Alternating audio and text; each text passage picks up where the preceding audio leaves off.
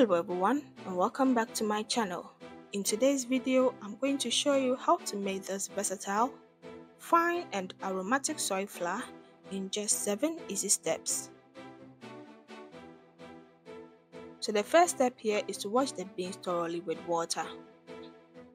This process removes dust particles and separates any bad seeds which will mostly float on the surface.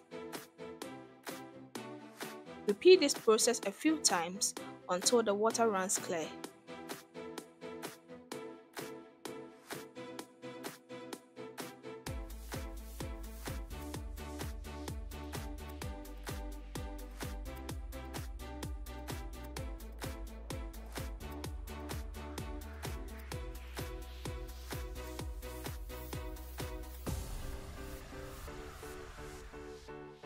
Next, transfer the soybeans into a saucepan and add enough water to that.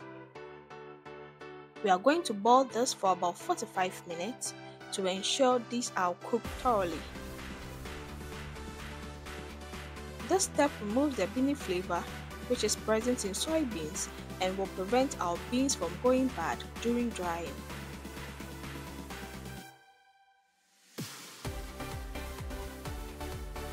After 45 minutes, strain out the boiling water and transfer the cooked beans into a bowl.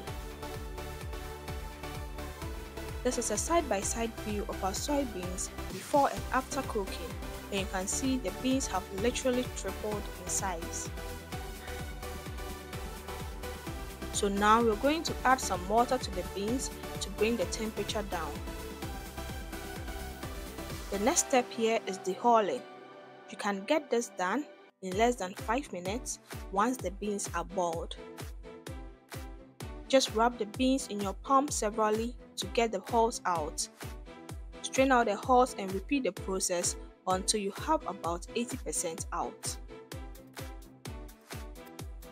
This step will increase the proteins in the final flour while reducing the fiber.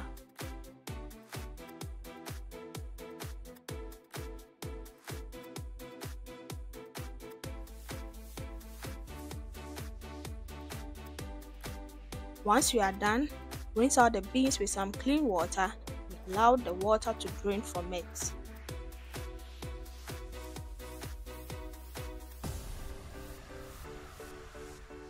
Now spread the beans out into trays for drying. I'll be sun drying this, and the trick here is to fill your trays with the few beans so this can dry quickly.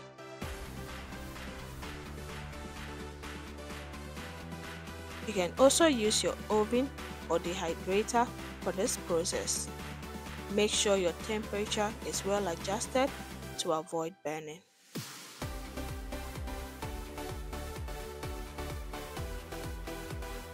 So this is after 2 days and our beans are dried to the bones.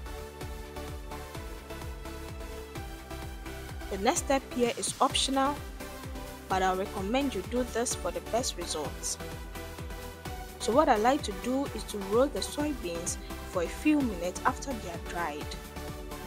This improves the aroma and adds flavor to the soybeans. Do this in small batches for the best results. Now spread out the seeds to cool for a while and blend these into flour.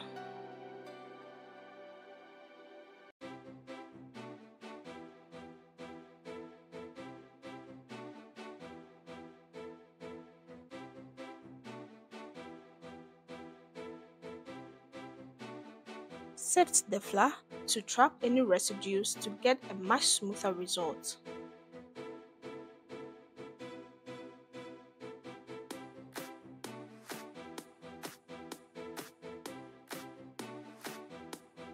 And your homemade soy flour is ready to be used. Store this in an airtight container and this can last for about 3 months. You can also keep this in the freezer for a longer shelf life. This high-quality protein powder is good in your smoothies or treats and can also be used as gluten-free flour in baking. I I hope you enjoyed this video. Please give it a thumbs up and subscribe if you haven't. Don't forget to turn on your notifications so you don't miss any video uploads from me. Thank you for watching and see you in my next video. Bye.